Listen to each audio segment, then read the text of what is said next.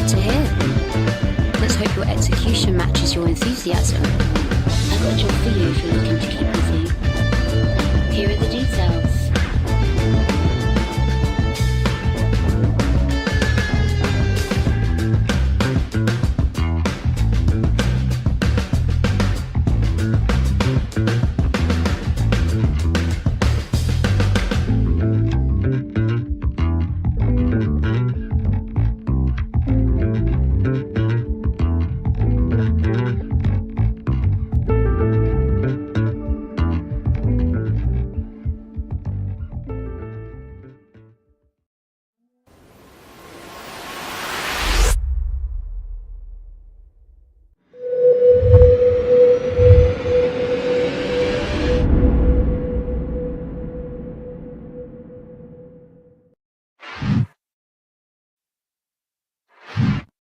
Greetings and welcome to another episode of Soul Talk, where we talk about citizen members of the community. Today is August 11th, at least in North and South America, and we're live on YouTube and Twitch. And joining me today is GriffinGamingRPG. How are you doing, Griffin? Pretty good. How are you doing tonight, buddy? I'm doing pretty well, thank you. How was your week? You beat me to it. I was going to ask you first. It was a good week. Not too much to complain about. Staying busy. Got a little bit of Star Citizen in. Still haven't monkeyed around with Siege of Orison or anything. I just been doing a little bit of stuff. I had to do a character reset, actually. I had something happened yesterday. An old bug popped up, and I was lucky to be able to reset it today because they put the button back in. At least some people have the button, some people don't. But, other than moving all my inventory back, everything was still good. The money was there and all the other good stuff. So I just got to redistribute my stuff throughout the verse. But I got a question. Mm-hmm. If you reset your question after the money thing, do you still get the 1 million UEC, or do you? Yeah, that's what I said. That's what I said. The money and stuff was still there. Everything was the there. money and stuff was still there. The only thing, yeah. What they did was they added a new thing now that says that. You remember how they wanted to implement this thing now that you would get your money based upon how you've been playing the game? Right. They've added that now to the character reset section. So when before you used to come back and you'd only have 20,000 or whatever, now you come back at whatever that average number is. So I had 1 million something in there when I started back. Yeah. Cool. That's pretty cool. How about you? What's been going on for your week? Well, I rewatched the Invincible, the cartoon series on Amazon Prime, and Okay. that was still good on a second watch. Samsung putting out a new folding phone. They had a unboxing or unfold. I think it was yesterday. I'm gonna wait till next year before I get a new Samsung phone. So yeah, I just finished paying off my notes after 2 years. So I'm gonna check the chill for a while when it comes to phone. Yeah. Also, I saw a headline today that said Disney Plus is getting a new price hike because of Phase 5. So I pay yearly. If there's a price hike this year, there's gonna be a price hike next year. I mean, this is almost enough to make me uncut the cord, because I cut the cord a couple years ago.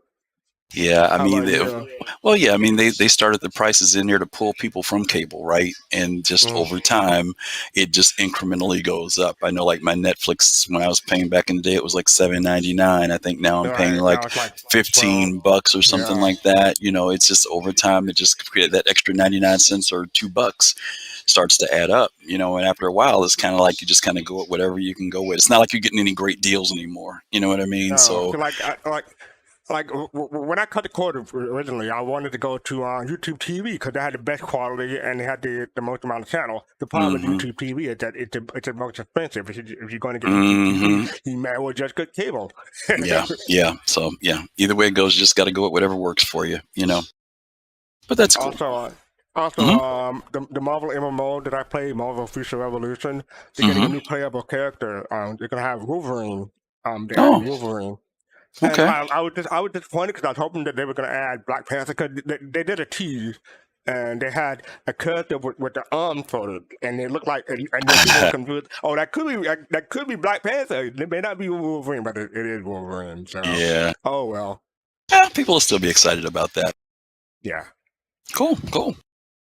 All right, so you ready for me to do my thing? Yeah, let's hit it. All right, so this one it's going to be short. There's only 7 words on it, but I'm hoping people will get the reference. So hopefully I don't mess it up and say the real word. So here we go. Where are they? Where are my ships?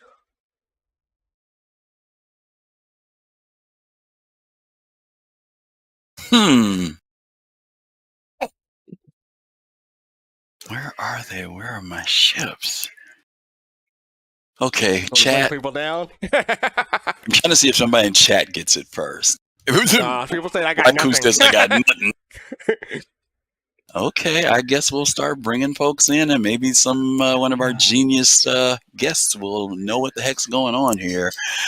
Hey everybody, welcome. We've got Big Black Gaming, Fist to Face, Jade, Kaizen, and Kalrati, and Pops. How are you guys? Right. Hey. Oh, hey, Hello. And I got. Can I just say a special welcome to Colorado because I didn't realize it, but I found out this past weekend that he's a big Steve Harvey fan. There you go. God. It wasn't this weekend. Oh no. Was it this weekend? Yeah, I it don't- was. Yeah, it was this weekend. Yeah. Holy crap. That is right. Yeah. Okay. So I'm going to give you a hint for my monologue. I could say. I'm going to say How can Season it be a 2. monologue when it was like 4 words? 7 words. Yeah, I know. Okay. Season 2, episode 6. Oh, like that's some type of clue. Dude, come on, Episode are you serious? 6. That's not a clue. Let's see. Yeah, it was Malcolm in the Middle. I don't know. How about genre or something along those lines, or year or something? Fantasy, and it's within 10 years. Season 2, episode Dude, 6. So like- could that be Game of Thrones? There you go. Big Black Gaming and Kai got it at the same time. Okay. Okay. Yeah, Wait, where are my where- dragons? Yeah. Hmm. Okay. Ah, Can I take Okay. 1 second to divert from Fastcart's brilliant choice of a puzzler there and just say that, Griff, you are looking svelte, my man. Yeah, we were talking about Yeah. you, man. We were just talking about you in the chat. You look good, bro. I'm using the effects where you squeeze the screen in some. Oh, So. Is that what that is? Thank you guys. Yeah. All right. So y'all ready to get on with the show? I hope everybody's doing well. Yeah. All right. So I'm going to divert this real quick, and then we can get started. So here we go. So first off, I just want to say, Jared Huckabee, I'll put that on. Jared Huckabee had sent this tweet a few days ago where he had a mishap, well, I guess you could say mishap or accident, where he, or let's say, the mid-road island where I was standing on a car plowed over the guard and into the rail last night, knocking me on his butt and breaking 2 teeth. He went back today to take a picture and didn't think about the day before. Everyone involved is fine, but he's going to need a dentist. I just want to say, Jared, hope you're doing well. I'm glad you're okay. Glad everyone else involved is good. But dang, man, you just dang. Wow. Yeah. Best wishes to you, man. Take care of yourself over there in the UK. Oh, yeah. Absolutely. Mhm. Yeah. And needing a dentist in the UK is no joke. Oh. I was going to leave that one alone, but okay, I was going to leave it alone. Yeah, I hope you get well. Get well soon, Jared. Thanks for letting us know. But yeah, all right. So up next after that, we have after 30 years, Uh-oh. Elite Dangerous and kind of close to studio CEO David Braben is stepping down. So Griffin, you want to take that one? Yeah, we just saw this the other day in PC Gamer. Since Fastcart read the title, I don't have to read it again. But it says Braben will remain with the company in a new role, but day-to-day operations at Frontier Development will now be led by their former chief executive officer, Johnny Watts. And I'm going to kind of actually defer to Kai a little bit on this because he's a big elite person and he kind of knows the structure of the company better. But many of you all know that David Braben began the original Elite back in 1984. Reformed the company in 1994, and then, of course, right around the same time that Star Citizen began its development, Braben began the same thing on Elite Dangerous.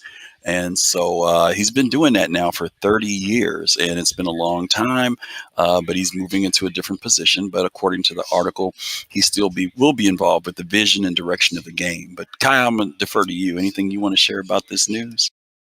I think, David Braben is sort of a legend in the field and has done great work and deserves to enjoy the easy life in retirement. And I wish him and his family all the best. And I think it's fantastic. Good for him. And I hope that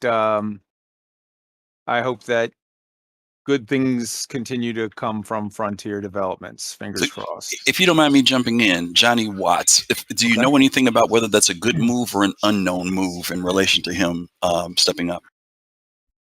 I would be hesitant to classify it as good or bad or unknown. He has been with the company for quite some time, and it's a known quantity.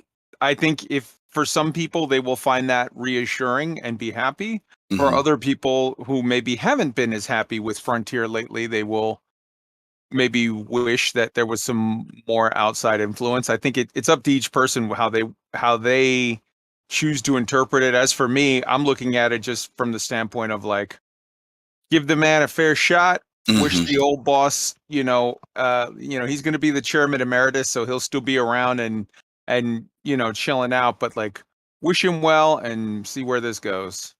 Yeah, Griff. Let me tell you that Johnny Watts came from Sensible Software, mm-hmm. and they were the creators of the great Sensible Soccer, which was lots of fun for lots of folks. Okay. But I can do nothing but amplify what Kai is saying. It's crazy that in the past few years, almost every communication from Frontier, you don't know what that means for Elite. Okay. So this is typical in that we don't really know anymore after the communication, and sometimes feel like we know less. Yeah. Because they never talk directly about the future of Elite. Yeah. And by the way, just so you'll know, Braben's title is changing now. He's going to have this new title that they created for him called President and Founder. Mm-hmm. So like you said, we'll see where it goes. And I know that there's always the 10-year plan for Elite and, understanding what the real vision for it was. By the way, there was a new trailer that came out. Some of you all may have saw it for Proteus. Take a look at it when you get a chance. I'm just curious as to see where they're going with that. I'm wondering if the direction that they're going with bringing the what's the name of the species? Thargoids. The Thargoids. Whether it's too little, too late. I wish we'd seen something like that sooner. But it'll be interesting to see where they go with that. Hopefully, that's since it came out around the same time as this announcement. Maybe they're saying that they are trying to move forward with their vision for the game. But we'll see. Anybody else got any thoughts about? Sorry, go ahead. Pop, thank you for the gifting sub to Bluesy. Appreciate it. Thank you, Pops. Yeah, thank you. Anybody else on the roundtable? Any thoughts? I know some of you have played Elite. Or you just got any thoughts about it? And if not, we'll move on. Okay, I guess we'll move on. Sound like we're moving on. So next up, we have where is the Starfield pre-order available? So Griffin, you want to take that one again? Yeah, we've some of you may have saw there was an announcement that came out. Starfield, by the way, Starfield is actually on Steam, not to buy, but you can put it on your wish list. And many of you all know that originally Bethesda had announced that their announcement date for the launch of Starfield was 11/11/22, November the 11th of this year. You guys know that it got pushed back into next year. But they have saved 11/11 for the date that their pre-sales, their pre-orders will go out. And so it'll be going out for Xbox and also for PC. As you guys know, it's an exclusive. There's some weird rumors about PlayStation. I don't know if that's going to happen. But for now, we do know it'll be PC and Xbox. So my question is to everybody, will you pre-order or will you wait? That's going to be the question. I'll tell you straight off the bat, I'll jump in. I'm not pre-ordering anything again. Nope. Is it because of Bethesda or just because of the way the industry has been in relation to pre-orders? Industry. I'm done. Oh, okay. I'm done. Okay. I get it. I think pre-ordering still has a value for certain kinds of games, things like maybe Icarus or whatever, where there are games that are sort of in development and they have that title of you're ordering it before the official release date, but you get to play it, you get a thing, you get whatever. But I think by and large, gamers have felt really burnt on a lot of pre-orders lately, and they're like, if you're not giving me something like I get to hop in and log in and play now, why the hell would I even do it? Yeah. Yeah. Yeah, I watched a review on it, and almost everything the person said in the review were my thoughts when I saw it. The engine looks like the old engine, the way the characters of movement, the shooting is not really up to par. And that's not what's so important to me, whether or not all the mechanics are in line.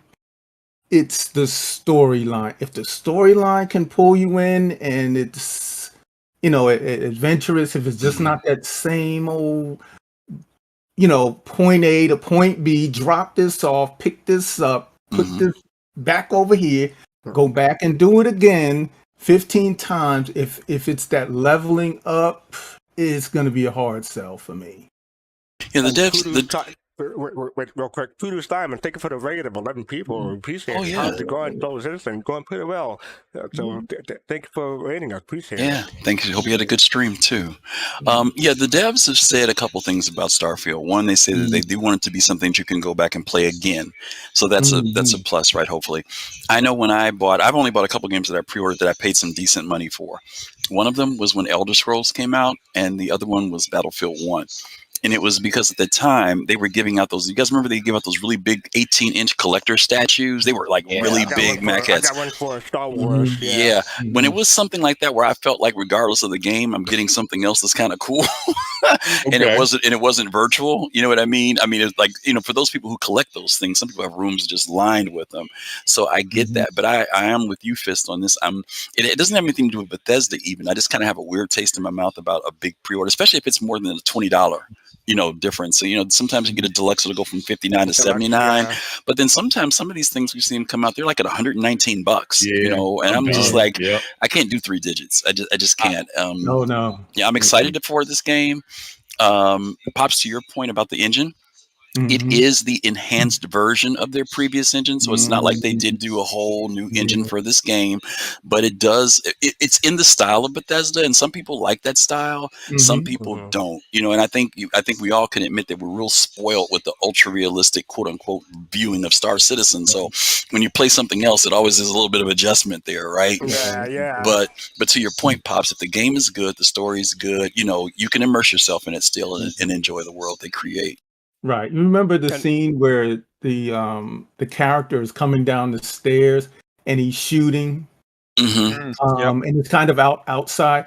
That scene really bothered me. The one where he's going up the stairs and he's shooting and he stops, changes gun, and the action freezes. Yeah. There's a lot of bad stuff in there, Pops. That was real early stuff we saw. Remember the VFX were bad for the flames. There was a lot of stuff. I think they put that out under pressure, to be honest with you, because they had announced that they had to delay the game. And, the convention was coming up. They needed to produce something because we could tell it was not finished. So to your point, let's hope that they do iron all that out, because I didn't like those tag markers over people that specified they were a pirate. I'm like, why are you telling me who I have to shoot at? You know what I mean? Hopefully that stuff will go. Maybe they just did that for demonstration purposes, but I don't need to have a tag telling me here's your target. I want to take a chance on, is that somebody I should shoot or not shoot? You know what I mean? So we'll see. Well, they got a year. Yeah, I hope it turns out really well, because I would love to play it. It looks great. I like certain points of it. And Griffin, I'm going to admit, I was confused when you posted this in the link, not because of the link itself, but the thumbnail and the description said November 11th, and I was like, wait a minute, didn't they delay the game until next year? It's coming out November 11th, and then it's a pre-order from November 11th. And as far as the whole debate about whether you're going to pre-order or wait till it goes live, I pre-ordered this game. You may have heard of it 8 years ago. It cost $42, and it's still not out. So, Oh, it is interesting too that they are doing physical copies of the game. which a lot of times we don't see anymore. So it'll be. I think there is some swag that comes with this, a watch or something. If I'm remembering I mean, correctly. for big games like this, they still do boxes, but yeah, it's rare. The problem with that specifically is Bethesda burned a lot of bridges with the pre-order to Fallout 76. Fallout 76, where they had a whole pre-order thing of you got like this big special bag, and then it turned out the bag was crap, and then that turned a lot of people off. Yeah, you're right. I was so hyped. I was so hyped for that game. I was. Me and Pop, I dodged that bullet. Yeah, dodged as soon as that first. I'm not kidding you. We pre-ordered it, jumped in. We saw a whole bunch. I was like, nope. I went right there, emailed, give me my money back now. What it saved me? Has a good point. Game Pass for the win. So sorry about that. Yeah, I was going to say the same thing. No, I was going to say the same thing. Is that what has saved me with Bethesda? Is I was never interested in the Fallout franchise, so my experience goes back to Skyrim, which was incredible for myself, my kids. It was just a seminal storytelling experience, and so I can't wait. I think it was Pops who was talking about, or it might have been Fist who was talking about the storytelling opportunity here. But I'm on Game Pass. So in a way, I played day one. They're not getting any money, but Game Pass, they're getting my money every month. Right? I get you. Mm-hmm. They're not going to get no extra money. So I mean, as opposed to paying like $60 or $80 for a game, or even triple digit for a game, Game Pass is a pretty good deal. It was like 15 a month. Yeah, and especially if you like the broad library and selection of other things they have, right? Right.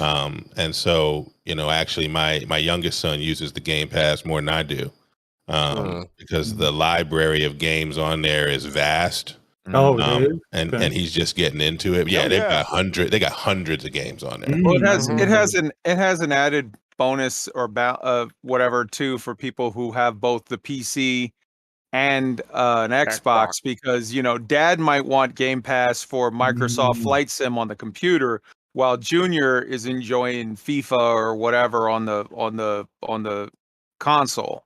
Okay, I didn't know that. I have to look into that. Is it? But what's the other big one? Not Steam. The other Origin? Epic Game Store. Epic? Yeah, Epic. Which store is it on? So Microsoft Game Pass is just on Microsoft. It's in house because they have both PC and Xbox. There's cross. Yeah, but I think they include EA now too. I see it on the screen. Do they? Well, they're buying. But you need a separate EA Play subscription, because EA went with Origin. Origin is with EA. Like everything with EA, it costs more. Okay, it's in the game.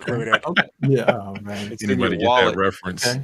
I had no idea Microsoft had one. Okay. Yeah. Good to know. Right. Didn't know that.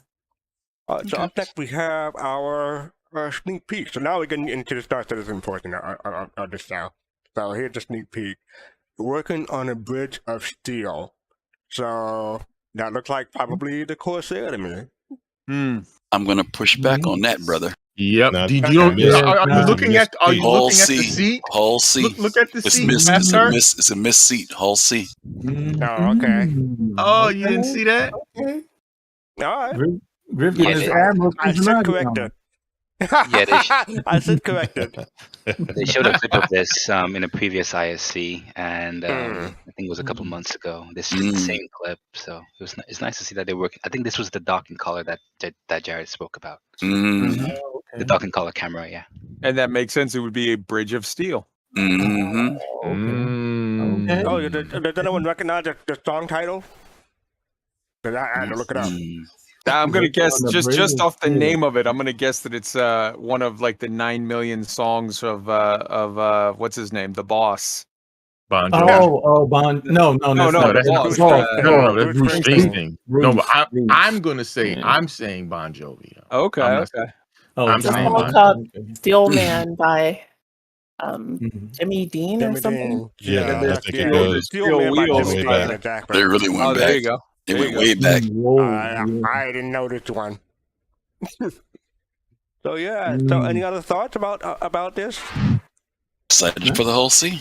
Yeah, I'm excited. I want to see it. Who has one? Especially if Hull C means that associated gameplay is coming with it. Very excited for that. I Who have a has Hull one? C. I got one. I have a whole view. Yep, that's about it. All right. Cool. So up next we have Star Citizen Live from last week. The live game dev making VFX. Basically, I got this from the Numifier's note. So they had a poll. They wanted to make they had a poll between a terraformer beam, dome shield, a thruster, or an explosion. And the Twitch chat chose dome shield. So that's them making a dome shield for the rest of the hour. Some points that that I picked up from Nubified summary is that chat wanted to know whether or not the dome shield was going to be in the game, and they said no unless it was needed by a gameplay designer. But what are things that are built on SCL and are seen by other team members, and that causes the asset to somehow be added to the game later on. So maybe we will see this, or maybe we won't. So. Can't really be sure, but yeah, I thought it was kind of a fun episode. How about everybody else? I watched. It's cool. Yeah, I watched it. It looked kind of like a Christmas tree kind of thing going on. This looks kind of cool. I was kind of reminds me of a tutorial I've seen from Rebel Way. They did the thing like this, but except it was in Houdini. It's a particle, basically using a particle-based shield. Yep, so that was Star Citizen Live from last week. All right, so up next we have, that's a Nubifier thing right there. We have a portfolio, the Bremen Beltway.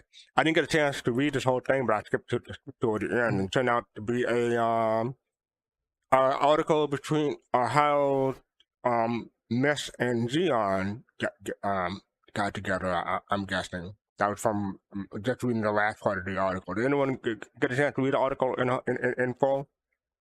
Yeah, I read it. Am I correct, or is that just... Yeah, give us a synopsis, Jay. Go ahead. Yeah, so basically it goes into like the whole lore of the people that were trying to like escape the Messer regime and how they the sort of kind of like a sort of underground thing to get people into the Xi'an Empire, sort of like an underground railroad sort of thing. Under Star Railroad. Yeah, under Star, yeah, exactly. Under Sky Railroad, yeah. But it's a good article. I love the lore stuff. But even if you're not really super into lore, it's actually a good read. Yep. For those that are reading the article and they see the name August Dunlow, just remember that's the spaceport in Orison, right? Yeah. August Dunlow Station. Yeah. Yeah, Right. August Dunlow was an anti-Messer activist and the founder of Crusader, for people that don't know. Okay. And the people from from Levski, didn't they offer up refuge for the people to come through there or something like that? Jay. Yeah. Levski was involved with it in some form. Yeah. Yep. My home. I got to go back and read it again. Yeah. Yeah. I got to go back and read a bunch of these or go back and just read them myself. So yeah. All right. So up next we have the Squadron 42 monthly report. We're not going to spend any time on this. I just want to let people know that it's out. Kusanagi put the link in chat for us. I'd appreciate it. But yeah, the Squadron 42 monthly report is out. And it's long as usual. And yeah, I'm guessing that it's like vague as usual too. So if you're interested in that thing, be my guest and read it. Did anyone should check it out this month or have it to real report? I always feel bad about this because they put it out, and I don't want to know anything about Squadron 42. Right. I don't even want to know what they're working on, but I know we ought to be able to tell people something, because there are some people who probably are interested and they probably will read it, but I never comment on it because I honestly, I know they're working on stuff. I know a lot of stuff that we see that they're working on in this. We see in the Star Citizen monthly report. So I'm just kind of like, I just don't want to read it. Yeah, I'm similar. Yeah, I usually just jump to the narrative point to see, what kind of chapters they're working on. So all I can say is they're continuing to work on the chapters. That's all I can basically say. All right, thank you. All right, so like I said, I'm not gonna got much time on it, but we will probably spend time on this one. So this is put out recently. This is Bar Citizen. We're coming to you. We hope to see you there. So yeah, this is all the Bar Citizens that CIG planning to participate or attend. So we got one in Tacoma, Washington on August 13th. We got one in Cologne, Germany on August 25th. That should be around and 26th. Gamescom. That Gamescom, exactly. That should be around Gamescom. And you got one in Orlando, Florida. That's Joe neck of the woods on September 17th. And you got a couple in this is from South Korea. I'm not even going to try to pronounce that city. You got one in Singapore. Oh wait, Singapore? Go back. It's Cheongju. This one. It's Cheongju. Cheongju, South Korea. Cheongju. Okay, thank you. Mm-hmm. Yeah, they got one in Singapore on September 30th. Or the South Korea one on September 24th, so they're a week apart. And they got one in North Brunswick, New Jersey, October 29th. That's after CitizenCon. So, yeah. Anyone going to any of those? Nope. Jay, you going to Tacoma, Washington? No, I wish I could. I'm going to be out of town until Sunday. But, I wish everybody. I know Dr. Murray's going, so everybody that's going to the Tacoma one, it should be a lot of fun. Didn't he say they've got like over 100 people registered for that one? I thought. Yeah. Star it's a good Citizen is crowd. huge up Nice. here. Nice. Yeah. Fist pops, y'all passing North Brunswick, huh? Hey, look, we already talked to fastcart. There's nothing down in North Brunswick for I'm me. just messing with you. I know. I'm just messing with you. Because we're gonna get You looked stuck. okay from the picture right there. You don't want to go to Because the Green Turtle. Okay, I got you. There's nothing in New Brunswick. I hear you. You got the green turtle right there. Yeah, the Green There's Turtle. there's a bar Citizen, and there's good Indian food.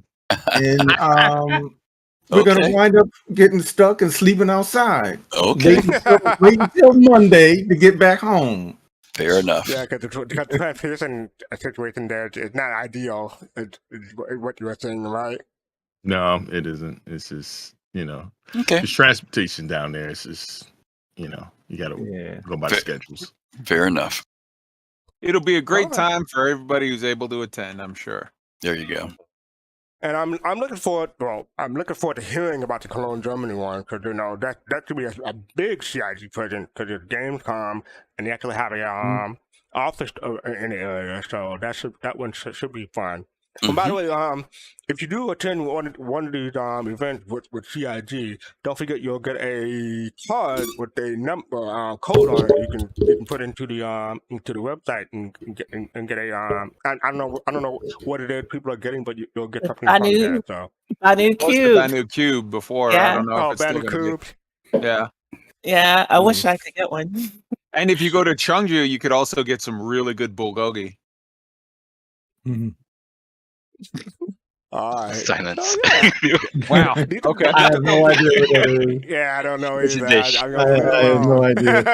Yeah. So yeah, these are going by pretty quickly. So we're already up to this week's ISC, and this week's ISC is called Sprint Showdown.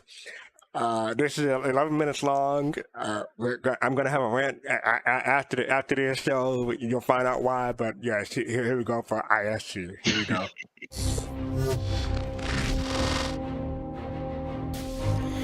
Star Citizen is a big game with big ideals, bigger aspirations, and some of the very biggest spaceships. And while there's lots to do in the persistent universe, with more and more things being added to every patch, it's these spaceships that sit at the center of everything. That's why each year the community votes big in our annual Ship Showdown, your chance to determine the best of the best and award the winners with new and exclusive paints. And since this year's event starts up on Monday, in like 4 days, we've got a special all-vehicle sprint report for you this week. A sprint showdown, if you would. And we're going to start with a big look at the upcoming Drake Corsair, seen over the course of 2 consecutive sprints. As the ship moves through gray box phase, you can see the exterior detail beginning to take shape, as this sprint focused primarily on the nacelle and connecting areas of the starboard side of this asymmetrical vehicle to build them out so they feel properly big and chunky and structurally and functionally sound, as is the Drake way. Now, the lighter gray areas are the original concept mesh, which serves as a guide to artists to maintain the original scale and shape whenever possible. The Drake visual style is often about layering, with the interior structure poking out from beneath the more clad exterior, and as Greybox continues, it'll get closer and closer to the detailed mesh of the concept while maintaining the performance and optimization standards developed since it was first envisioned. Now, not every part of a ship moves through the pipeline at the same pace, as you can see here with the remote turret jumping from concept mesh straight ahead to final art, since it's a relatively small, self-contained, and not needing the same level of iteration part as the rest of the ship. And we also have this look at working out the landing gear, a hallmark of any gray box phase, making certain it's both stylish enough to maintain the manufacturer look, while functional enough so that the physics system won't topple the entire ship over. Unless the wind kicks up, or Burks lands it. Savage. And on the inside, this sprint also featured work on the crew quarters with a mix of gray box and final art work coming along quite quickly that's been enabled by efforts of team members from previous Drake ships.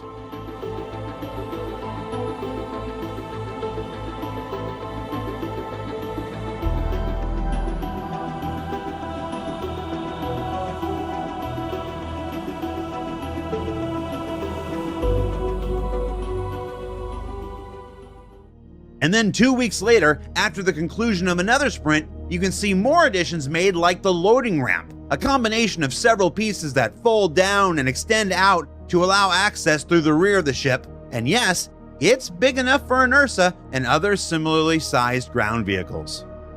Yay! Let's move up the ramp into the cargo hold, where the process of gray box is being tweaked to include material assignments, adding a bit of color to the otherwise gradient-only phase and allowing artists to better see and gauge shape breakout without having to dip into final art early, as can sometimes happen. Here's another look at the landing gear 2 weeks on with improved animation and detail. And perhaps most excitingly, this sprint was where the wings were attached to the finished nacelles, necessitating 2 separate attachment and transformation systems for each side due to the asymmetrical nature of the ship, which you can see here with these little doors that open to allow folding up and then close down flat when extended for maximum aerodynamics. You may also notice the thruster flaps are being made to extend and contract to adjust the amount of force being exerted. Gotta love that Drake functionality. So feedback during this sprint was to push for a greater diversity between the attached sensor rods from the concept and the mounted weapons on the wings, with additional considerations regarding the front-loading hangars on planets and stations and the potential adjustments that may need to be made to the wings, and, well, we're just going to have to see how those things progress over the next few sprints.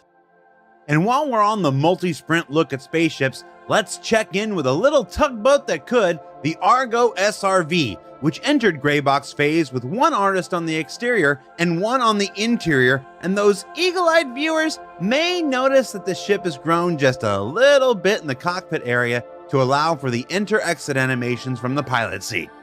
And while we're in here, let's take a look at the early Greybox phase of the inside. Yeah, you can see here that staff are taking craft from the raft, especially in the aft, because we're not daft.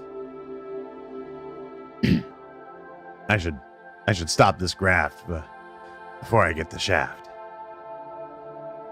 because no one laughed. And then 2 sprints later, we can see the SRV much farther along in Greybox phase, getting all the main shapes in, beginning the discovery of material breakup, and really just refining the entire model overall. Yeah, you could say it's enough to make one shaft. I'm sorry, I have a problem. To make up for that, here are some follow-up images of the Banu Merchantman from the same time as our Alien Week segment back in June. Mostly to showcase how important having the right FOV on your camera is in avoiding duckbill platypus face. Same ship, correct FOV. Sorry, Ben. And moving from ship to ship feature news, you can see here the first iteration of the vehicle salvage HUD for the upcoming Vulture, Reclaimer, and more.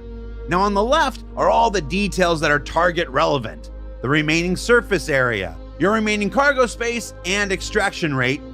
And on the right, things like type of nozzle, cutter, and tractor, the various attributes you'll need to manage, and present range. And then you can see their first, still early implementation in-engine, as seen here on the Vulture, and then on the turret from a Reclaimer.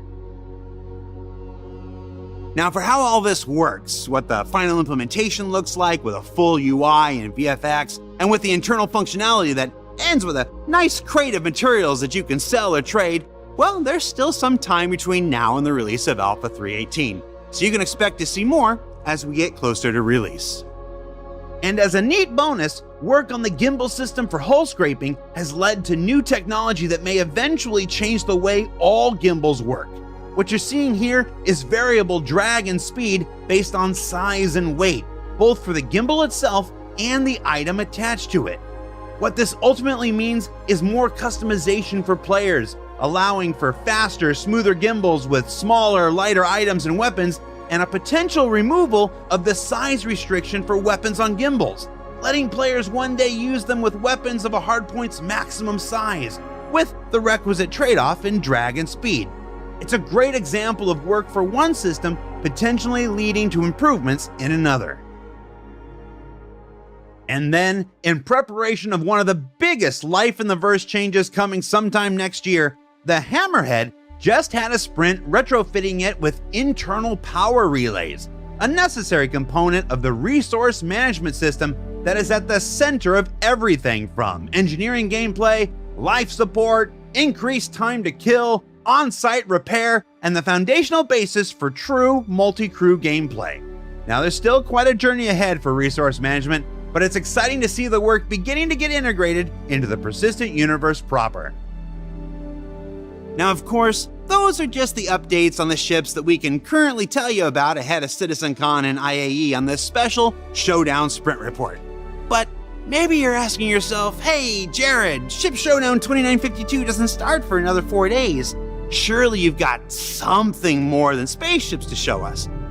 Well, it's still a little bit early, but I suppose we can tease this look at recent tests of the UI card system, a brand new way to take building blocks and display it dynamically and diegetically throughout the persistent universe in Squadron 42. Just don't tell anyone.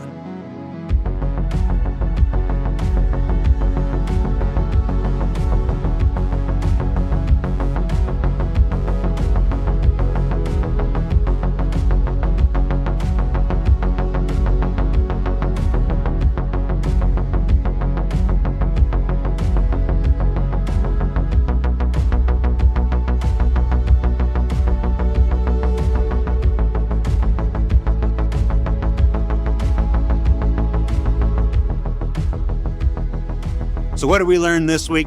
Well, we learned that the Corsair, asymmetrical explorer from Drake, is making pretty solid progress through the ship pipeline. That ongoing work on salvage and hull scraping may yet lead to positive changes for the combat experience through gimbal improvements. That work is already underway retrofitting some of our ships for the enormous change resource management will bring later next year. That FOV is super important if you don't want 36 duck memes of the Banu Merchantman. And that Ship Showdown 2952 begins this Monday, and it's your chance to decide the best of the best over the following month. For Inside Star Citizen, I'm Jared Huckabee, here inside the performance capture stage where characters from Star Citizen and Squadron 42 will be brought to life by tremendous performers as time goes on. We'll see you all here next week. Let me do a couple gestures like...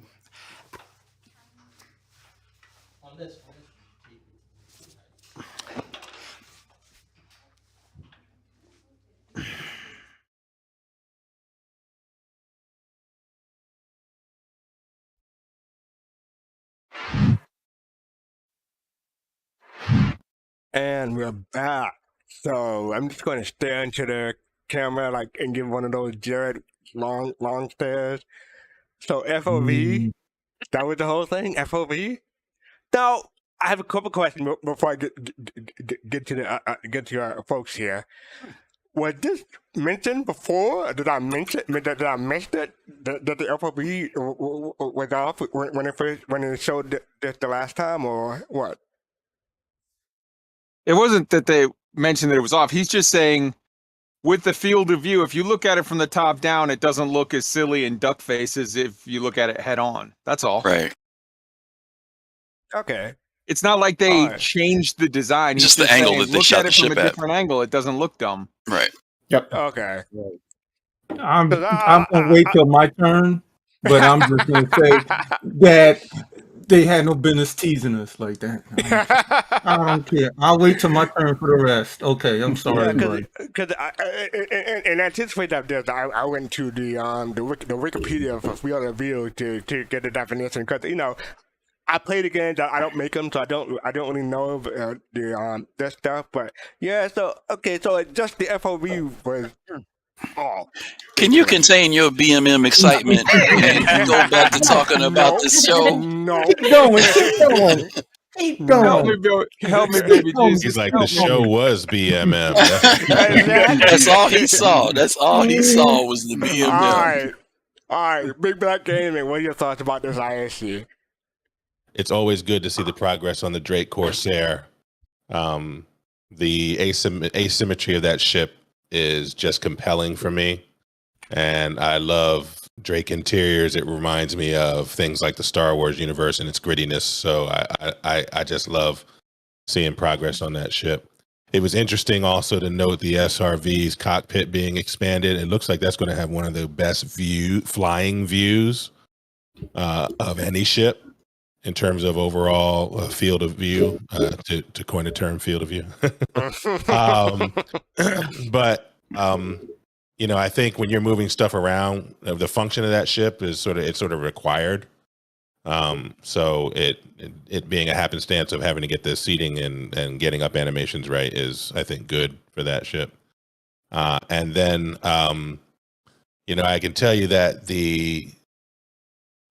and this goes back even to the VFX testing, the creativity on display with the UI test cards and things like that, and the VFX, man, they will throw in the bin and walk away from concepts that would transform other games. So I think it must be a lot of fun to be those folks doing those things, trying out those ideas. And that's what I took away from this. And I was remiss in my excitement for the BMM. I forgot to say thank you to Captain Jones for the 10 gift sub. Thank you very much, Captain Jones. Appreciate it. Dark Knight 75. What are your thoughts? Hey, so excuse me, a bit of a cough. So let's start with the Corsair. Cool. I'm not a Drake fan, but I think it looks cool. I'll be excited to get on board anyone else's Corsair. Just get a look around. No shade on it. It's just Drake's just not my thing. But I think what we're seeing more of is the level of detail they're getting into shipbuilding. So that makes me more excited for ships that are coming along later in the pipeline that have not been built yet, and that we're going to see some more animation tech and all these other different things that that we didn't see in earlier versions of ships like the Freelancer, say. So it just gets me really excited. Also, the relay system and the power management systems in the Hammerhead are going to be really cool when it gets implemented into other ships. So that's going to be awesome. Talking about the what was it? Oh crap, it'll come right back to me. The BMM. Right after The your BMM. time. Okay. The BMM. So field of view. If anybody in photography knows that, depending on the camera angle, you will get distorted image. You will get distorted detail. So if you're shooting somebody, say a portrait, and you're shooting up towards your shin or towards your chin, it's going to look very different than if you're shooting down from the top of their head. It will distort the view. Whether they're using whether the camera in that picture, the original one that we saw, actually has a specific field of view, or they were toying with it, yes, it will look distorted. So that was a nice way of them showing that, yes, there is a fix for that. So that was really cool. There was something about the new UI. I was reading in Reddit, somebody was mentioning a older version of a UI that looked similar. I don't know, Griff, maybe you can say something about that, but it had a very similar view. It was kind of like a rounded UI view that they scrapped and went to a more 2D version that we have now. And then now they're going back to that one. And a lot of people were saying that it might be complicated to use. And that it might look cool now, but it might be a little harder to use in real time. I'm interested to see how they make that work. It would be interesting to see how, like, they were showing the Aurora and changing out the loadout and the Aurora in the hangar with that specific UI. That's very interesting. I like to see it in progress or actual in game. Obviously, it's shown in game or in engine. So I like to see what they're going to do with that and implement it. Obviously, CitizenCon is when we're going to see more information about that, when I have a feeling. And then lastly, obviously the new UI for salvaging and all of that. Cool. Kind of reminds me of the mining UI. That's wonderful. And then for the ship showdown, Grey Cat PTV. Let's go. Oh no, not again. CC Creator, thank you for the Let's do it. Appreciate it. thank you, CC Creator. All right, so Mr. Page, what are your thoughts about this ISC? I enjoyed this one. Good to see the new UI, coming aboard. It definitely makes you feel like you're in 2952. You know what I mean? Seeing ship salvage come online. One of the things, though, I will say, though, is even though the Corsair is not a ship that I'm going to buy, nor I would, my style, it's good to see, again, that others have said about the level of detail that they're putting into the ships makes me feel comfortable about, what they're going to do for the ships that I like. So even though it's not a ship that I want, I'm glad to see that they're putting the efforts into all of them. All right, thank you. Jade, what are your thoughts? Wow. Okay. So, yeah, about the Corsair, it's not my thing. I'm not super into Drake, but I know a lot of people are excited about the ship, and I'm happy to see it's, progressing well. As far as the multi-crew, like the resource management, I'm really happy to see this because, like, someone in chat mentioned this has been like a hurdle to getting capital ships in the game. But I also like the fact that, it's going to allow for other multi-crew gameplay other than just being a turret gunner, like in a Hammerhead or in a Carrack. So, it's going to make more gameplay. So I'm always happy to see anything that does that. As far as that new UI, I remember seeing a video. I think it may have been on the show, The Things We Left Behind, where it was the hangar holo table. That was it. Yeah. That was bring it. that up. I was That going was to bring it. that up. Thank you, Jade. Yeah, no problem. And yeah, it's very reminiscent of it. It looks like it's even better. It looks way sleeker, and like Face to Face said, it looks like 2952. It looks futuristic. Yeah. So I love anything like that. Yeah, I was gonna bring up the holo table and say that this looks like the holo table Redux, and I like it better the way they do it. They had it in the video, preferably over what they had beforehand. But yeah. Yeah, I hope they have that kind of functionality where you can change out things in your ship in your hangar like that, because I missed out on all that. That was all before my time. Oh, Danny Merchantman, of course. Always good to see it. As far as the field of view, there's a setting both in the game and in the engine where you can change the field of view. And I think what may have happened was when they took that original screenshot, they may have the field of view and the engine off slightly. So that might be why it looked duck face. That might be what the correction was. And other than that, ship showdown, I say vote Pisces because it's the most useful ship at Jump Town. But I can fully get I can fully get behind the Gray Cat PTV because it needs skins, right? We used to have the cherry red skin. If you vote for the PTV, not just that. That was just the most popular. We had three skin for it, I believe. But yeah, that was just one of the most popular ones. I would love to see colors, right? We're gonna get racing those on Orson. So why not vote for the PTV so we can get some cool different colors for the Gray Cat PTV? Yep. It's going to be like this every year, isn't it, Griffin? There's going to be a new meme ship every year now, isn't it? The meme is strong for the PTV this year. PTV though, you got to give the PTV though because of the new racetrack. Yep. People are going to probably push. People are going to push for it because. And they're going to decide a new racetrack tomorrow. And it's going to gold standard. Live. Yeah, and they're going to gold standard with the PTV. So all good reasons outside of the meme to vote for the PTV. We'll see. Kaizen, how about you? What are your thoughts about the TideSpear? I strongly agree that the PTV is going to make a good showing because of the racetrack and that whole new loop that got added to the game. I'm going to be honest, this ISE wasn't so much for me. I don't get all that excited about new ship stuff. I'm more interested when they show the AI stuff and new game loops and all of that. But I mean, it's a large project and different people are going to get turned on by different aspects. So I think that's fantastic. With regard to Dark Knight's point about field of view, that's not just for photographers. That's also anybody who's picked up a girl off a picture online. You could tell that angle is important. It changes everything. I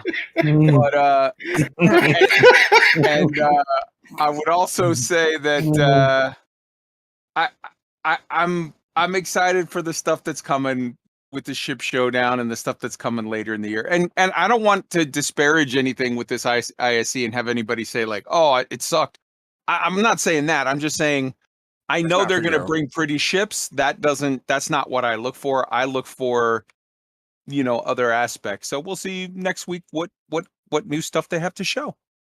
Yeah, and to your point, it's like a few years ago, they used to have a program every day. There was a Budmaster, the lawmaker, and not 10 for the chairman, but the thing on Monday, I forgot what it is. But they had a show every day, basically. Citizen of the Stars. And yeah, that's it. Thank you, Citizen of the Stars. And so, not everyone watched every show, and this is similar to your point. Not everyone ISC will be for them. So. Just because it's not, that doesn't make it bad. It's just that people they need to put out a variety. So yeah. Yep. Harvey, the lover of Steve Harvey. How about you? What are your thoughts? Well, you gotta be careful how you say that. But yeah, I really liked the ISE. It was nice to see the progress with the salvage, with the UI. It had some nice information there because one of the things that one of the back and forth things that we've always gone back and forth with was how much or how well the information is delivered via the UI to the player. So it was nice to see, in my opinion, that the UI at least looks like it has some valuable information when someone's going to be salvaging. So it was also nice to see how certain aspects of the ship parts were highlighted. But I also wanted to compliment the whole UI card and the ability to apply that whole building blocks to that. And I sent a FC. I'm not sure if you'll be able to open it or send it in the chat, but that UI for the UI card, and I'm guessing is going to be dubbed, even though it was a working concept and it was just possibly something to say, okay, this is what they can do. That was directly a snippet from Zambian's concept of the hollow tables evolution on his website. So if you go to zenanimation.com, you'll see that even down to the actual part shapes. That was in 2016. So when I saw that, I was like, wait, okay, this guy must be really happy that he can actually integrate that, because and I'll end this off by saying that another one of the challenges when it came to the UI overhaul was the use of Flash. So him being able to probably integrate this and edit this a lot better with building blocks, and actually probably realize his concept. Who knows what it may be in the end? I'm sure he and the team are going to be really happy. And for those who may not know who Zane Bien is, he's currently the senior principal UI tech developer at Cloud Imperium. So he's really in charge with the UI stuff. And I'll conclude this by saying that how the concept looked, it looked very VR integrated. And I remember Sylvan, he's one of the guys with regards to Gen 12 and stuff. He's someone who's been very forthcoming with VR integration and how UI is actually delivered in that sense. So while I'm not saying that VR is soon, it's not. I mean, we've seen no indication that it's soon, but we're also seeing some indication that the VR aspect is also being thought and integrated. I can assume so, at least when it comes to these VR when it comes to UI. Yep. Didn't Xylo recently tweet out in the last couple of months that something about like, yeah, we'll be working on it soon for sure? Yeah, he did. So it was really nice to see that kind of that whole VR thought be integrated into the whole UI thing, into the whole VR thing. So yeah. All right, Pops, lay it on me, man. Oh man, they shouldn't tease a man like that, because they was giving me heart palpitations. They're gonna show the brand new merchant, man. Lisbeth. Right, man. That's not fair. But I understand. I'm trying to understand. Anyway, I'm trying to move on from that.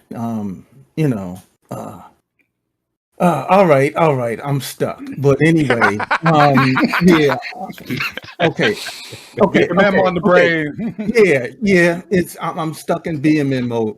But I liked the part where the ship bit the man in the butt. That was funny. I like that part. I would like to. Okay, now the See, I'm lost. Never mind. It's on the screen now. It's on the screen now. Forget it. Might have to call somebody in a few minutes, fellas. You are there, Pops? Yeah. It's got me stuck, but yeah. Want to come back to you? Let's come back. Come on, let's come back. Give him a minute. All right, Square 2, how about you? Okay. First of all, does everybody hear me? Is my voice okay? Yes, you're good. Yeah, we hear you. Okay, so I came in late, right at the end of the Drake thing. I'm not a Drake fan, but what I did get excited about was as they said earlier, the multi-crew aspect of it, from the components that are going in. I'm really looking forward to that, and that did excite me. Also, I liked the way they when they showed the cockpit of the SRV, the Gray Cat. That was really good. I see that that's gotten bigger, and I agree that's going to be a great view, although you'll need that for that kind of ship. And so overall, I mean, I like that part of it. And then the thing with the Merchantman is, it's always been my view that it was obvious that duckbill thing was a field of view thing. I just still can't quite understand why that's not something that people just, well, they're looking at it from a front angle. But anyway, that said, it's always nice to see it. And it's just, more things to make me more excited about what's coming up later on, especially that UI stuff. And I heard Jared mention, as in Squadron 42. So I guess that would mean that it's not too far away relative from coming into the PU, since now things will go through Squadron 42 and then come into the persistent universe. So it looks like that may be sooner than I would think. And other than that, that's about it. And hello, everyone. Hello there. Hey. Just to point out, the FOV thing wasn't obvious to me because I'd never seen it be an issue before, especially in an ISC. So I took it to be literally what that ship was gonna look like. I don't know. No, I didn't mean the terminology of the use of it. I just mean that I guess like someone said earlier, I do take a lot of photos and things like that. But if you're looking at your arm, I draw in paint, so perspective and things of that nature is just, I guess it's just intuitive to me. I would expect that if someone's pointing at me, their fingers, and they're right in front of me, their finger's going to be the biggest thing. Or, well, I won't get into that. But I'm just saying I expect things to be larger if they're closer and will seem smaller if it's further away. And again, to me, that's somewhat intuitive. So I never quite understood the whole, oh my God, it's big. You're looking at it from that angle, wouldn't it? Wouldn't you expect? No, I thought it was a redesign. I thought the nose had become bigger, like the duckbill thing. I am happy now that it's the way that it was in concept. So I'm good with that. The functionality of the ship is really important to me, and I'll end on that. It could be a cube, but if it has the kind of functionality and does the things that the Vano Merchantman does, that's the part that's more exciting to me. But anyway, I'll end there. And I wish they would make a cube, like a Borg cube. That'd be a Borg Merchantman. Yeah. Oh God. Resistance to my prices are Oh boy. Many things were cubical before Borg, but that's what happens when you're old. You take a note of things. So go ahead. Pops, do you want to address anything else, or you're good? Well, okay. I had a couple of questions. So, is that what they showed us with the UI? Yeah, I guess if anybody can answer it, is this supposed to be strictly VR? Is that where they're moving? No, it's in the game. Or it's okay. So it's supposed to be like in our Moby Glass. Is that what that? It's this concept stuff that they're working on. Yeah. Yeah. I would say more AR than VR. Yeah. Mm-hmm. Well, internal AR. Yeah. Internal. Yeah. Yeah, exactly. Internal, Exactly. In game. In game. Okay. Now, when they show, I'm sorry. Go ahead. No, I was going to say they're also showing how they're working from building blocks. We had something similar, like we said earlier, the hollow table before, but this was when they were using Flash. It was a lot of issues with it, with resources and everything. They took it out, and again, this is just the first iteration of it we're seeing, but it could be anything later on. They're just showing us things that they're playing around with for the game. I hope they use it for the new star map. Yeah. Yes. And the cartography deck. That would be the place on the Carrick and on the 600i. Yep. And even the 400i. Yep. That would be Jade. That would be incredible if it's all coming together like that. Mm-hmm. That's what I think. I can see them doing it. So we'll see what they do with it. Okay. So my other part. Go ahead. Go ahead. Go ahead. The other part, when they were on the Hammerhead and they were referring to the engineering. Now, I don't know if I thought I remember them saying, if anybody else remembers, about the piping, that we are supposed to be able to enlarge our pipes on our to supply more power. I'm incorrect? No, not physical, not to enlarge the pipes. Well, I think the comment you heard us talk about was the fact that a lot of times when people see things like that, they think that's just image and graphics and stuff, but that actually works. So if those pipes get severed for some reason, blast, whatever, it will. If it's a power line, it will cut off the power because that pipe was hit and severed. But what you saw here was the beginning of physicalized components starting to be implemented into the ships. So remember when we always talk about how people have to go around and repair and replace and all that stuff? Those power cells is what they're starting with on the Hammerhead. It's what we saw in CitizenCon last year. I think was it CitizenCon, or they were showing the Hammerhead and they were showing the relay system throughout the ship, and the Hammerhead was going to obviously it was the Hammerhead. It was the first one they were going to do. They showed all the different relays. You turn off this switch, it might shut off power to this turret, or this section of the ship might be cut off, or you might need to reserve power, so shut off certain sections in order to make it to keep the power levels equalized. Power outlet. Okay, so I thought I remember reading that they were saying, okay, if you want to upgrade, the power in your ship, you just couldn't do the component. You had to do the relays and things like that. So I maybe I I'm not remembering that correctly. Possibly. Okay.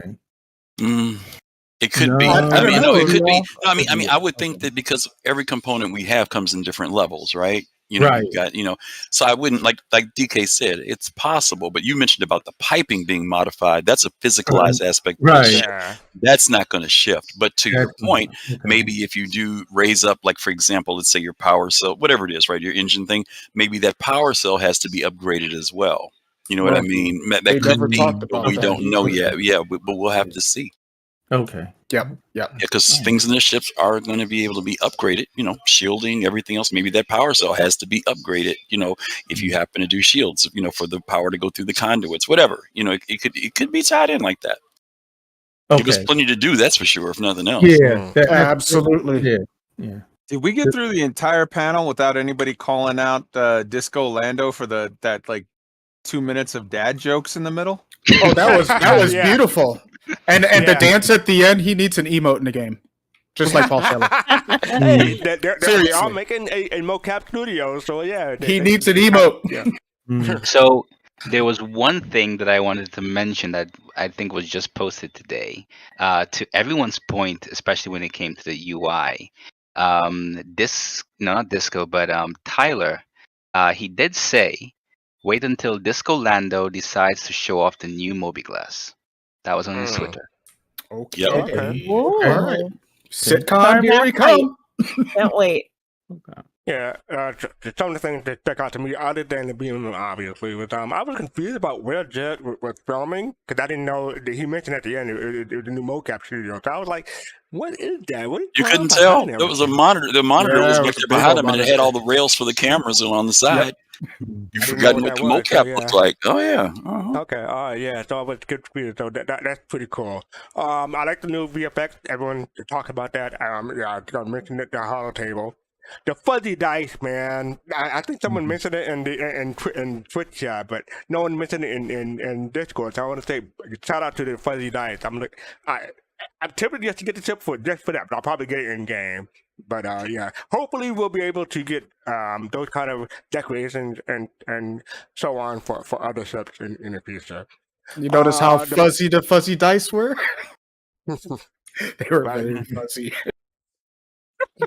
So, yeah, and another thing, the mouse and keyboard players. How does like I know there's a big debate, or I don't want to start a flame war between stick and mouse and keyboard players. But do you think that the new feature that they're putting in is going to be helpful for mouse and keyboard players? Because I don't really play like that. What do people think? That's a good question.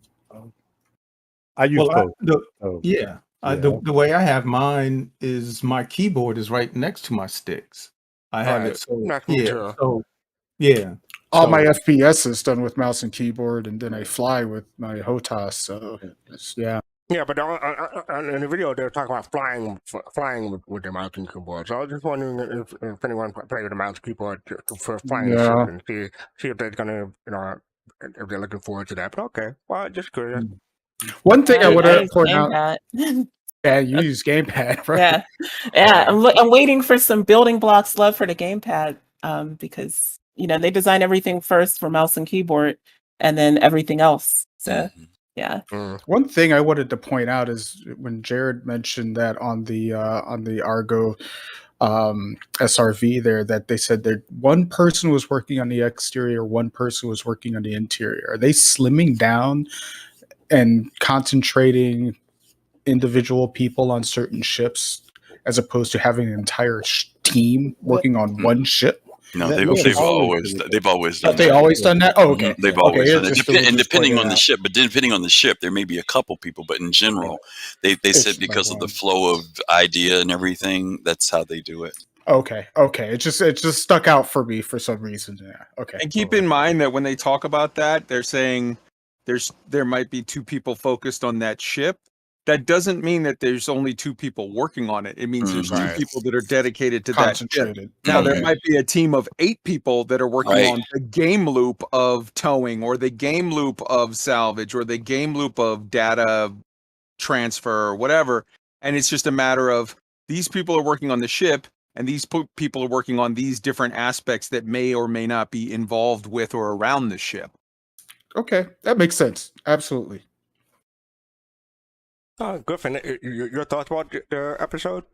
Yeah, just real quick. There were a couple things. One, we read this in the patch notes, I think a week ago or 2 weeks ago. We heard them reference the fact that salvage would be not only for the Vulture, but also the Reclaimer. We also saw a new version of how they would be removing materials from the skins of ships. Before it was like a weird, like a laser. Now we saw something that looked a little bit different. I am interested, by the way, if you look at the screen, that they spelled gimbal incorrectly here. And they also spell the next one incorrectly, which means somebody's up late probably editing because they're making typos in their words. But this new thing about the gimbals being universal, which is, I think some people might be kind of cool with that instead of having to buy specific gimbals, but that the gimbals will respond based upon whatever it is you're using them for, whatever the other attachment is to them. So I'm curious to see where that ends up going later on. As far as the Corsair, I'm sure a lot of people who have been settling for the Andromeda are looking forward to getting their Corsairs out. And I also like the fact that they mentioned that they're able to use previous designs that have been done by Drake to help expedite getting that ship ready. So like the bed areas and stuff, they were able to use the design that they've used previously to kind of expedite. They don't have to create it from scratch, in other words. And then, of course, the BMM. I was also glad to see that the artwork has extended. I think the other thing, too, when we saw the earlier version, fastcart of the BMM, it was also a very, like a white box, gray box version. It didn't have a lot of detail in it, which also gave the impression of the width. But now that we're starting to see them slap the different paint layers and angles to it, it definitely, looks much more favorable than what we saw before. So, yeah, that's basically all I've got about that. And I am happy about the colors because like I knew it was white box. So I was holding my breath about that. But now that they're adding the colors to it, I am liking it more so now than the previous time we saw it. So thank you for that. And you're talking about settling for the Andromeda and people waiting for the Corsair. People also settling. They also settled for the 400i. And as soon as that Corsair comes out, people are going to be dropping the 400i for the Corsair. Such bad taste. Oh, if you ain't dropping nothing. All right, man. Yeah, You don't swap a BMW for a Jeep? Thank you. That right? Come on now. Who are you talking about, fool? Exactly. All right, so I can go on about the BMM, but I'll stop here for now. I made my background this ship. So, all right. So up next we have the Machinima. Griffin, you want to tell people about the Machinima? Yeah, sure. This one is done by TideSpear. It was done back actually last year. I had put it in my folder for us to look at, and it somewhere slipped past me. They got a little storyline to this. It says, during the summer of 2951, a terrorist group assaulted several security outposts on the planet Hurston. Hurston Dynamics called TideSpear Security Division to handle the situation. We hope you will like our new video, only made from gameplay footage of Star Citizen. And the title of this is Star Citizen Tip of the Spear. This is in 4K too, so I think you guys will like it.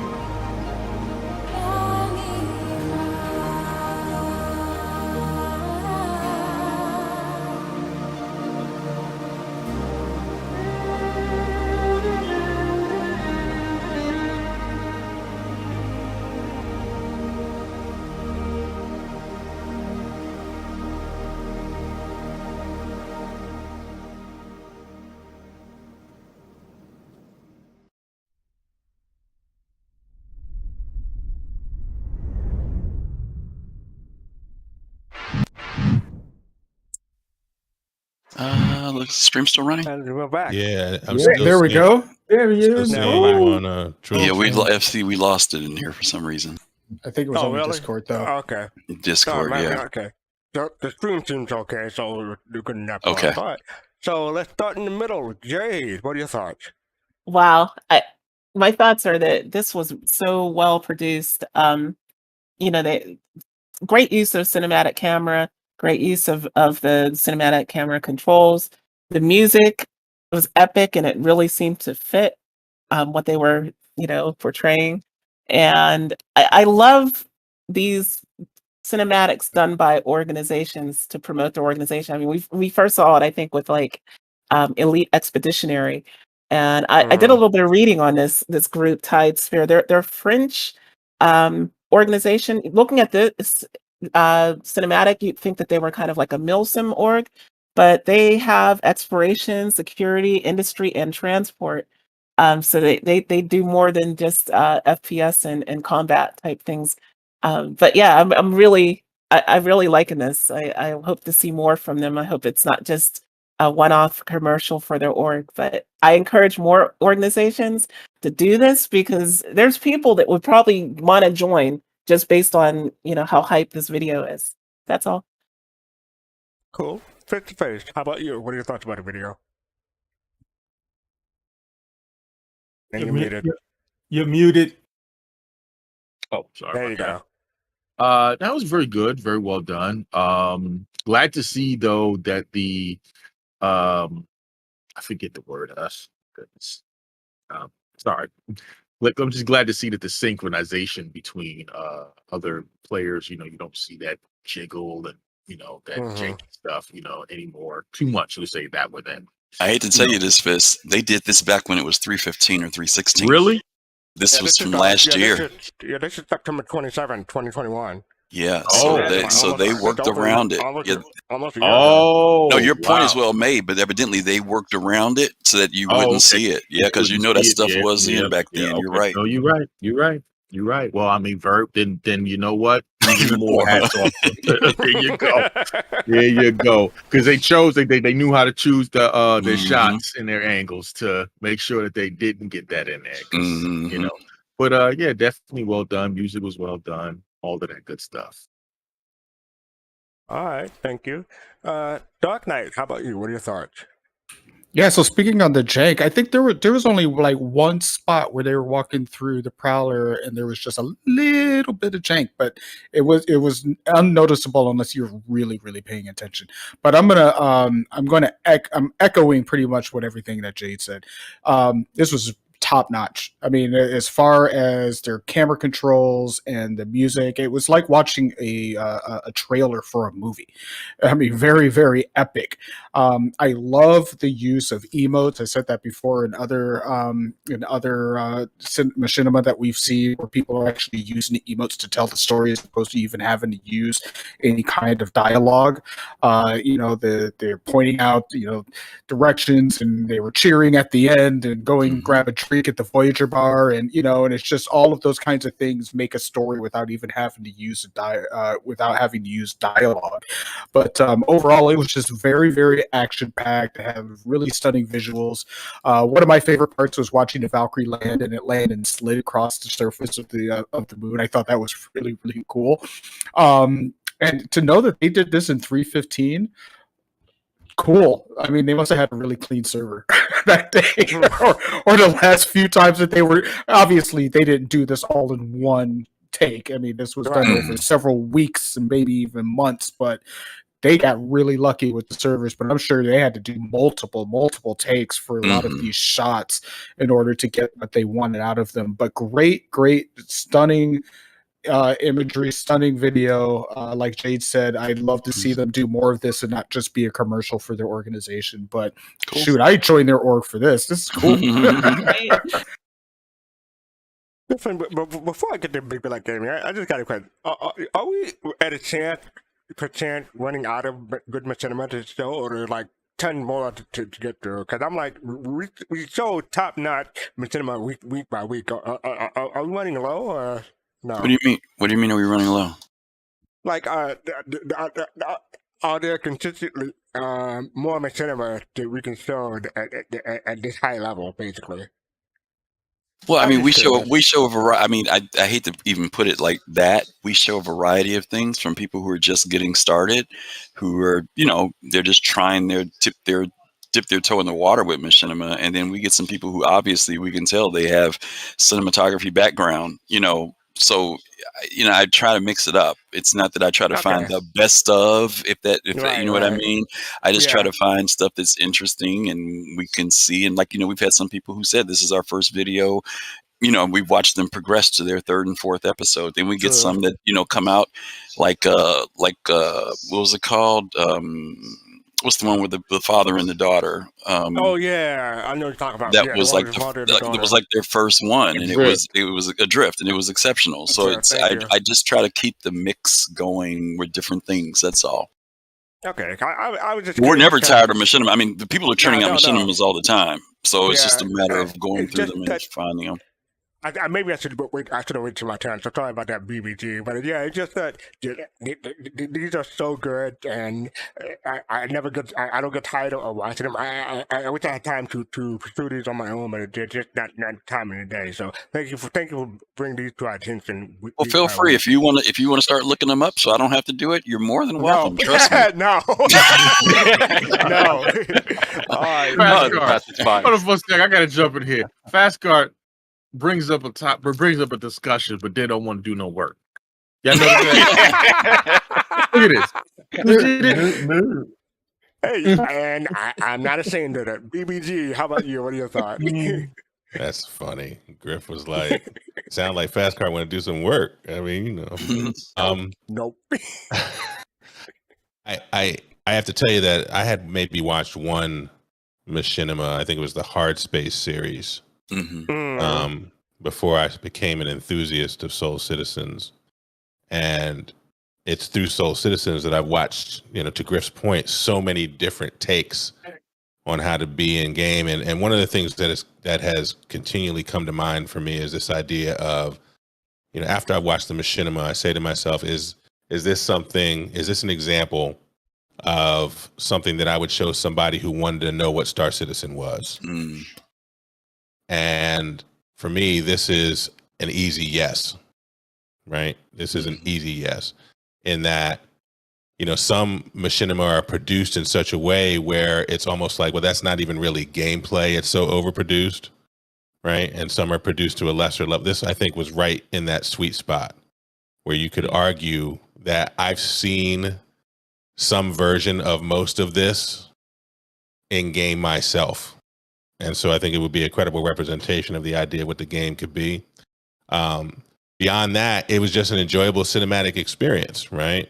Not quite cinema verite, but I think that would have, the idea of holding shots longer and less editing to get to cinema verite actually would have taken away from the emotional energy of the machinima. They had just enough steady cam in the right spots, just enough run and gun, or what they call shaky cam, in the right spots to generate that energy. You know, just great shots showing incredible things. The shots were doing more than one thing many times. So I was just very, very impressed. You know, at the beginning, I thought, well, you know, they're not trying to do any face over IP and voice over IP. You know, there's a challenge in doing that. So maybe, you know, they're going in this other direction. And then Jade made it clear that this is a French-speaking organization. So they wanted to do something that could be universally appreciated and engaged with. And I think they did a 10 out of 10 job. This was great. Yeah. All right, thank you. Square 2, how about you? Okay, as everyone said, this is a very good video. Well made, the shots are well paced. And to what you said earlier, FC, I don't know, I won't gauge best or worst or anything like that, but it really shows off the work that people have to do to get these things made. You could see that they probably had possibly hundreds of shots in order to get this thing edited down, but it looks really good. It paces very well. The only downside I would say, or maybe this speaks to when it was made, my personal view is that the way things are going with Star Citizen, everything from the railgun to the Centurion, the days of you putting together a bunch of players in a dropship, and Jumptown has taught us this, and then going close up to it and landing to deploy, I think are going away, player versus player, because now there's just so many ways to take you out from the ground before you even get there. So I could see that this was old because I don't know, would you hop in someone's prowler today at Jumptown and fly right up to the door to get out? I think it's a flying coffin at this point in terms of Star Citizen, unless some changes are made. But that said, I enjoyed the machinima. I enjoy all the machinima. When it's not overproduced, I think was the word that was used, it still shows the passion people have for the game, and it shows the work that they put into making, their creations. And that's it. All right, thank you. Hot and Face, how about you? Okay. All right. I'm going to ditto everything that was previously said. Yep. Great. Good recruitment video. I'm not going to say this week about hot dog fingers and butt plugs. Okay. So I'm not going to mention that. Wow, I'm not. Okay. Pops, you are demonetizing us again. I am. I let it go last time. Please Taking don't food out of Griff's demonetize mouth. us. Taking food out of folks' mouth.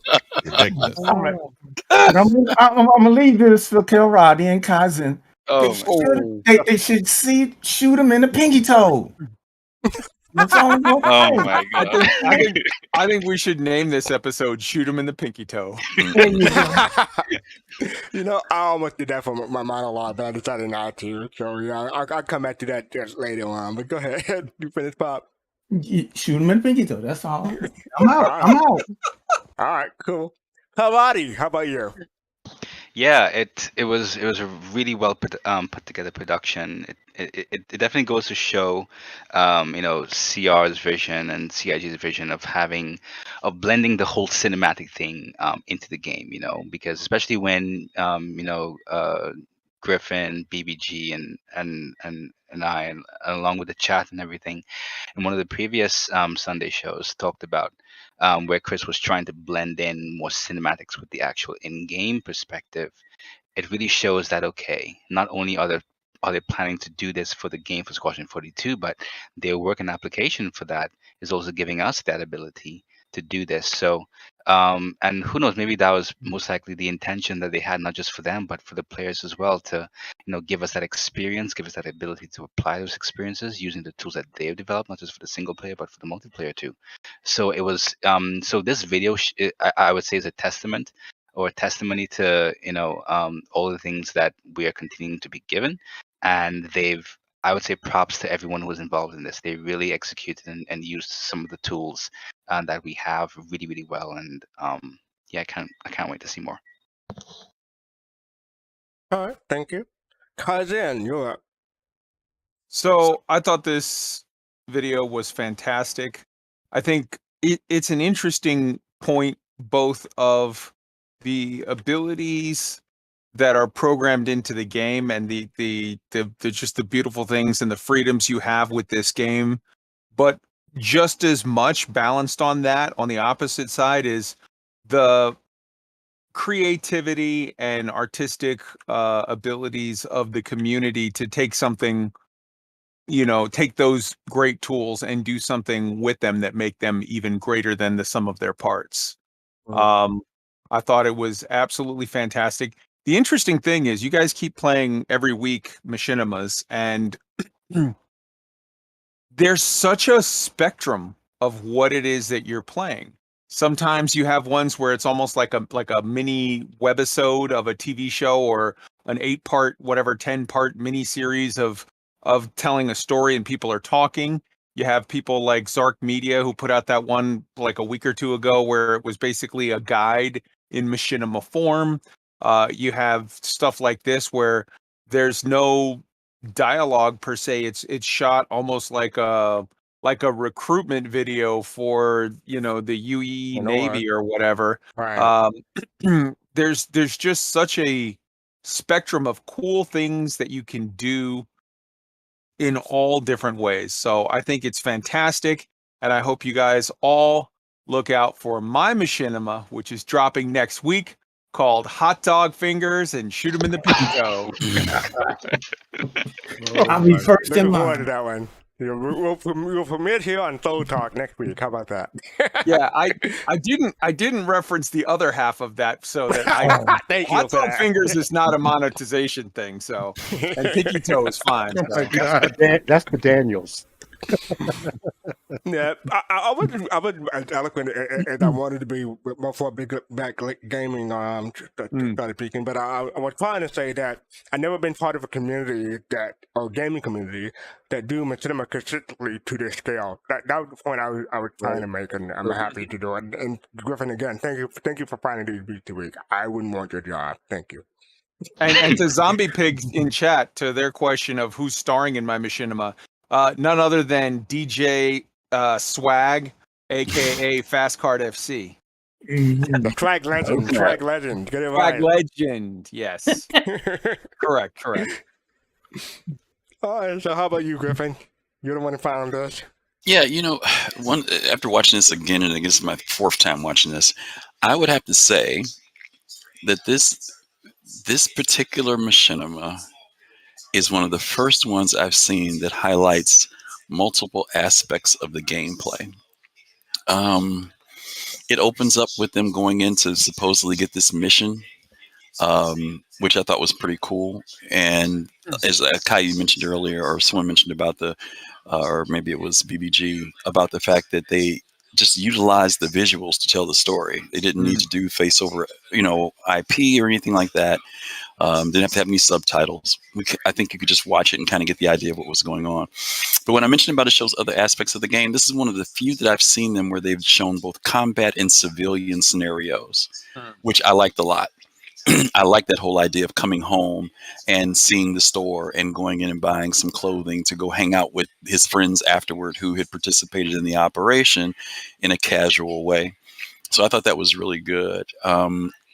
Also, to this point about the fact that this was shot back with either at 316 or 15, whatever, but they definitely had to get around some technical hurdles. The game runs much smoother now in frame rate and a whole lot in performance.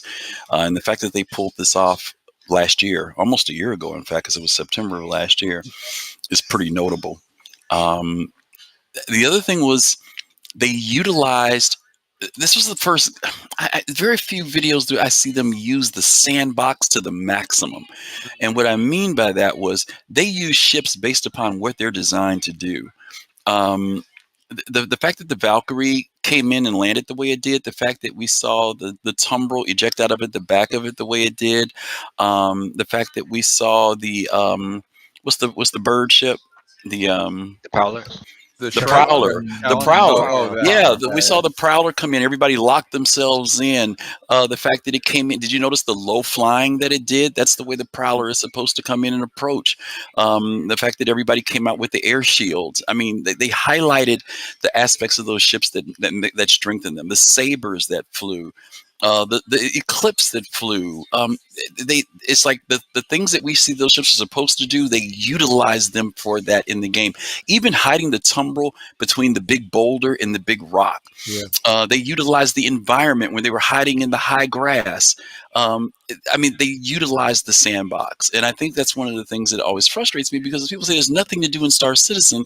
I'm like, you guys have the tools. They've given you the stuff to do it.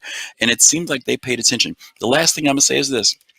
We always talk about cinematography, but I'm going to tell you, you can have all the best cinematography in the world, but if your editor ain't no good, you can forget it. Whoever edited this, you mentioned it, I think, BBG, the timing of the shots, the cutaways, when to do it, was just great. The pace of it was really good. And it takes a good editor to do that, a good editor to look at what shots to take and what shots not to take. But the cinematography was great too. Whoever shot this knew what they were doing, because they pulled these shots with angles, sweeping movement, all types of stuff, dollying. There was a lot of stuff that went on in this particular machinima rather, that we don't see in a lot of other ones. So kudos to them. They did a great job. Yeah, I forgot to mention that I really like the music. I don't think Hmm. anyone brought that up, but the music choice were pretty Sound good. design, music, everything was good. Yeah. And I especially like the last song. I recognize. I thought it was Two Steps in Hell, but it was the half of him. It was Tom Bergeron. So I do recognize that one song, and I really liked it. So that was great Machinima. All right. So up next we have our next show. So I want to start off with this. On Saturday we have Soul Voices. 3 p.m. Eastern, 7 p.m. UTC, where we talk about what's going on in Star Citizen that week, where we take news from Spectrum, Reddit, and something from the industry. And that's again at 3 p.m. Eastern on Saturday. And we also part of Pod Saturday. Every Saturday, we start off with Soul Citizen, Soul Voices. At the After Pub, we Captain Table at 6 p.m. Eastern, 10 p.m. UTC. And then we end off with Relay at 9 p.m. Eastern, 1 a.m. UTC. But that's Pod Saturday. Griffin, you want to tell people what's going on Sunday? Yeah, this Sunday, we're going to be doing a show called Passion for Fashion and talking about how do you look cool in Star Citizen, whether you're in your armor or whether you're in your civvies. So that's going to be a great discussion. So those of you who are interested, in those of you who spend most of your time in Kasaba, or if you spend your time in Apparelli. Apparelli, or even if it's Garrity, wherever you spend your time, we're going to be talking about how to get dressed up and look good in Star Citizen. And you know what? It's going to be fabulous. Yep. That's It will be. Yeah. So and also join us every Thursday, 9 p.m. Eastern, 1 a.m. Friday UTC for Soul Talk. That's this show. We talk Star Citizen with members of the community. Also join us for reaction and reviews. That's on our YouTube channel, and we discuss Wakanda Forever. I want to thank everyone for joining us. We had Big Black Gaming, Dark Knight, Fist Space, Jade, Kaizen, Karate, Potent Space, and Square 2.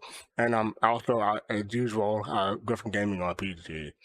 Don't forget you can follow us on social media. We're on YouTube, well, everywhere basically. It's just Soul Citizen with the S on it, and don't forget you can buy our merchandise on our site. You click the link below. We have t-shirts, mugs, water bottles, what have you, then appreciate any way that you want to support us, so you can pick those up. Make sure you hit the like, subscribe, and follow button, depending on what platform you're following us. And I didn't see anyone that we are rating, so... DG360. DG360. Okay, good. DG360. Make sure you show them love from Soul Citizen. Appreciate that. Thank you, Griffin. And with that, where are my ships? Peace, love, and show. Take care, everybody.